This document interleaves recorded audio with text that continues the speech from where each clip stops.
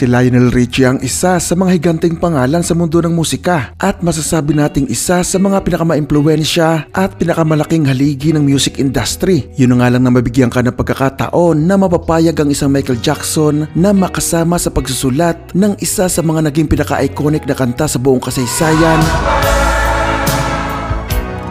ay sapat na yung batayan kung saan nahahanay ang kanyang kakayahan. Imposible ding makalimutan pa ang mga kantang kanyang nilikha dahil hanggang ngayon ay patuloy pa rin ang mga itong kinakanta ng paulit-ulit sa mga videoke at kino-cover ng mga hindi mabilang na mga singers at vloggers.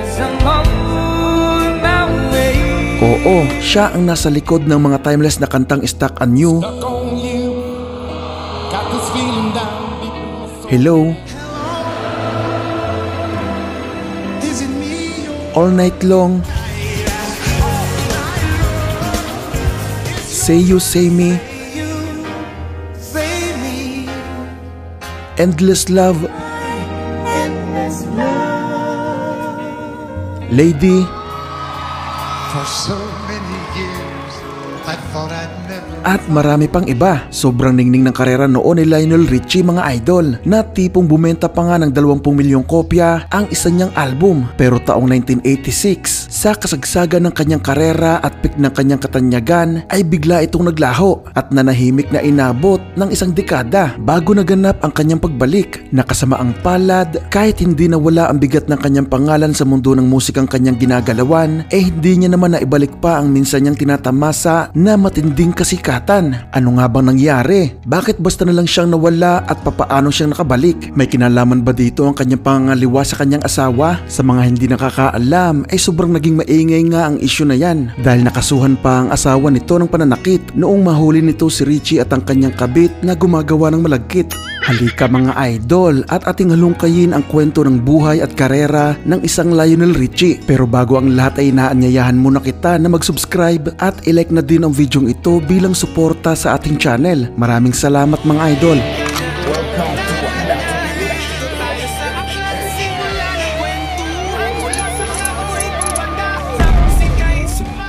Si Lionel Brockman Richie Jr. na mas kilala bilang Lionel Richie ay isinilang sa Tuskegee, Alabama noong June 20, 1949. Sa kabila ng hindi maitatangging talento sa musika sa murang edad na tila ba nakuha niya sa kanyang pianist na lola, hindi naman ito ang gustong gawin ni Lionel noon. Nakakatugtog ito ng piano, saxophone at clarinet, pero mas mahal niya noon ang kanyang passion sa paglalaro ng tennis. Sa paglipat ng kanyang pamilya sa Joliet, Illinois, ay naging star player si Richie ng tennis varsity team sa Joliet Township High School. Isang talentong nagbalik sa kanya sa bayang Sinilangan dahil nabigyan siya ng tennis scholarship sa Tuskegee University sa Alabama. Dito siya nakapagtapos mga idol ng Bachelor of Science degree in Economics at may minor din ito sa accounting. Buo ang loob noon ni Lionel Richie na maging pro tennis player hanggang masira nga ang kanyang pangarap noong makita at makausap nito ang tennis legend na si Arthur Ashe. Sinabi nito sa kanya na matanda na siya sa edad niyang 19 na taong gulang noon para magsimulang maging pro dahil kalimitan umunong nabibigyan ng tsansa ay yung nagsisimula pa lang na maging teenager.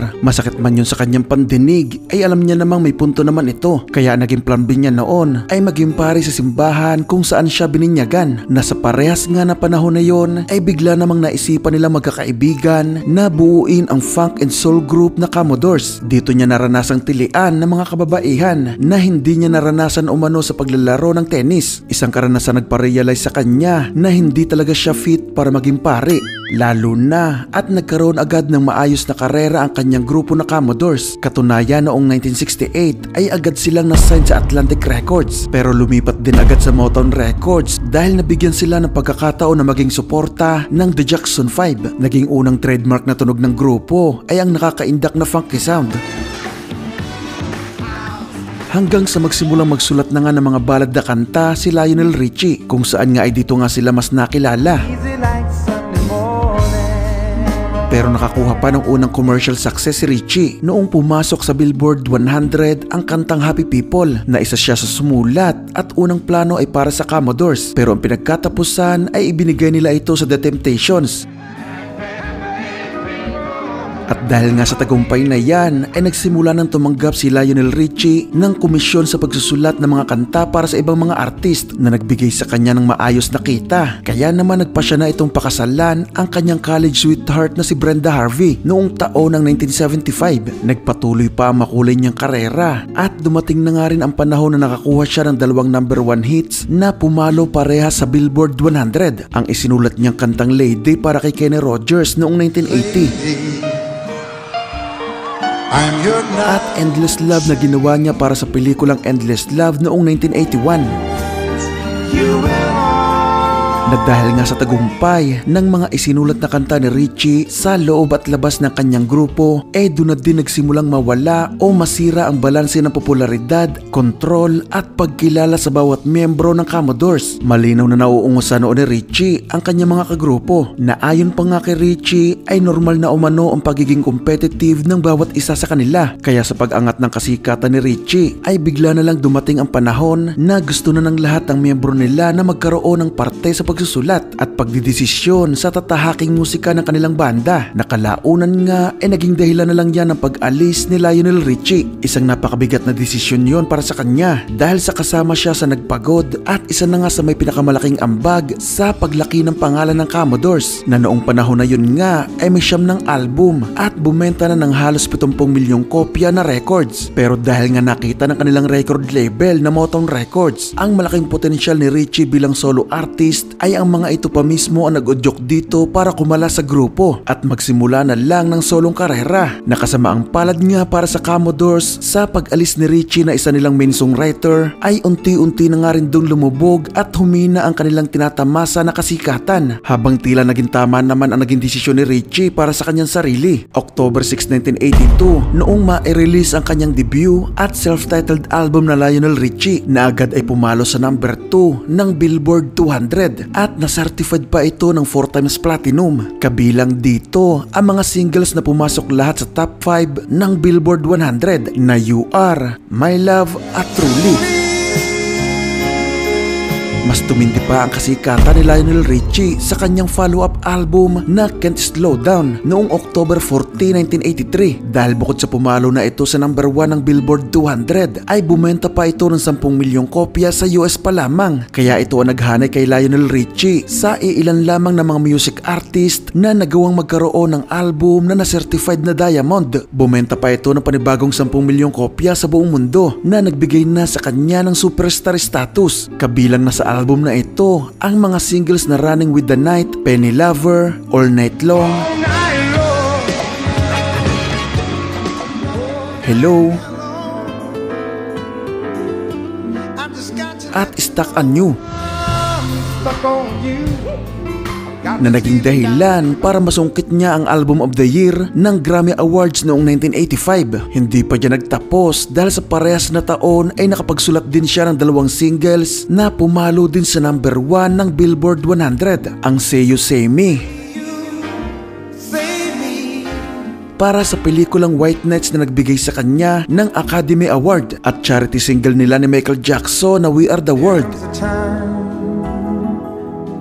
na isa na yata sa pinaka-iconic na kanta na nabuo sa buong kasaysayan ng musika. Sinundan niya pa ito ng napaka-successful din na pangatlo niyang album na Dancing on the Ceiling na na-release naman noong August 5, 1986. Muli ito nag-number 1 sa Billboard 200 at na-certified din bilang 4 times platinum. Isinama niya dito ang Say You Say Me at mga singles na Dancing on the Ceiling, Love Will Conquer All, Ballerina, Deep River Woman at Sela. Pero kasama ang palad ay ito na ang naging pinakahuling successful album ni Lionel dahil sa kasagsagan ng kanyang kasikatan noong 1986 ay nagsimula na din ang pagharap niya sa mabibigat na mga personal na problema at mga pagsubok na magpapawala ng ningning ng kanyang karera. Sa music video kasi ng kanyang kantang Dancing on the Ceiling noong 1986 ay hindi niya naiwasan ang tukso. Nakarelasyon nito ang kanyang dancer doon na si Diane Alexander. Oo mga idol, tumikim ng ibang putahe, nangalawang bakod talaga si Lionel Richie.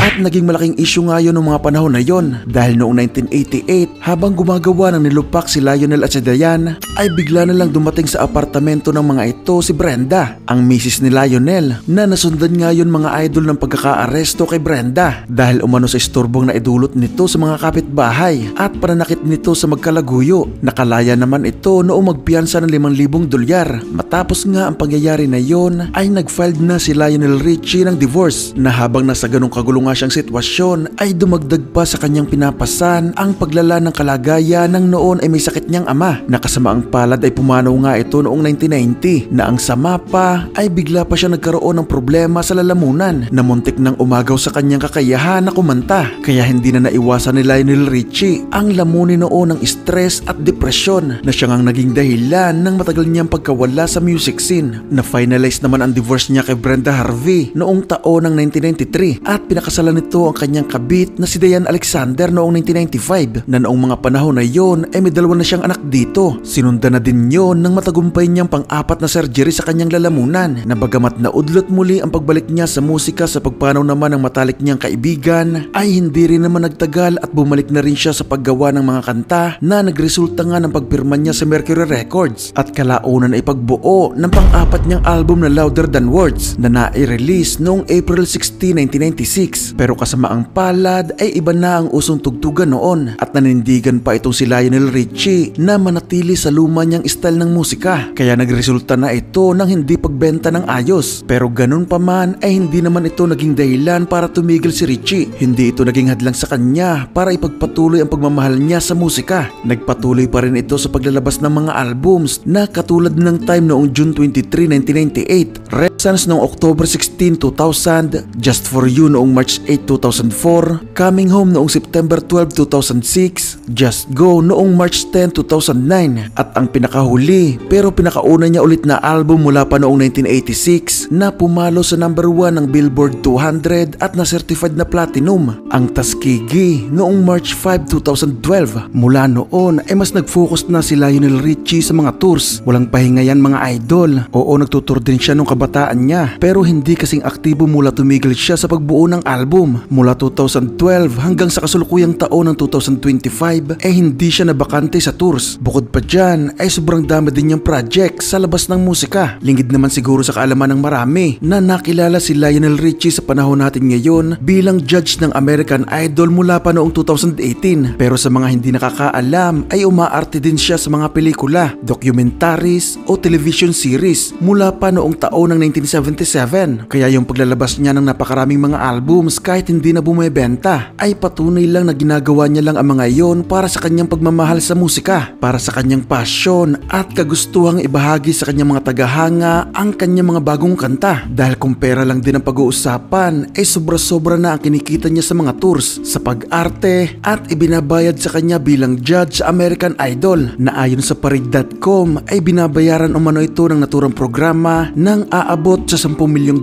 kada taon. Yun nga lang, hindi naman lahat ng swerte ay nasa kanya dahil matapos muli ito nakaranas ng divorce sa asawang si Diane Alexander noong 2024 tila ba nagkaroon na ito ng takot na magpakasal muli sa mga kasunod na babae na kanyang nakarelasyon. Sa kabuuan ay bumenta si Lionel Richie ng mahigit sa 100 milyong records kaya itinuturing siyang isa sa mga best-selling artist of all time. Nagkaroon siya ng 10 solo studio albums at 9 na studio albums naman bilang miyembro ng Commodores na bumenta din ng mahigit sa 70 milyong records. Nagkaroon din siya ng 4 na live albums, 6 na compilation albums at 42 singles. Nakatanggap ng 1 Academy Award, 10 American Music Awards, 4 na Grammy Awards at 1 Golden Globe Award. Na-inducted siya sa Songwriters Hall of Fame, Black Music and Entertainment Walk of Fame at sa Rock and Roll Hall of Fame. Isang sobrang legendary na karera na maituturing kaya hindi na nakapagtataka kung meron siyang tumataginting na $200 hanggang $250 million na net worth ngayong taon ng 2025. Nagustuhan mo ba ang video natin ngayon? Kung oo, ay huwag mong kakalimutang mag-subscribe at i-click ang notification bell para lagi kang updated sa mga bagong kwento na tatalakay sa mga paborito mong banda. Paki-like na rin itong video bilang suporta sa ating channel. Maraming salamat sa inyong panonood.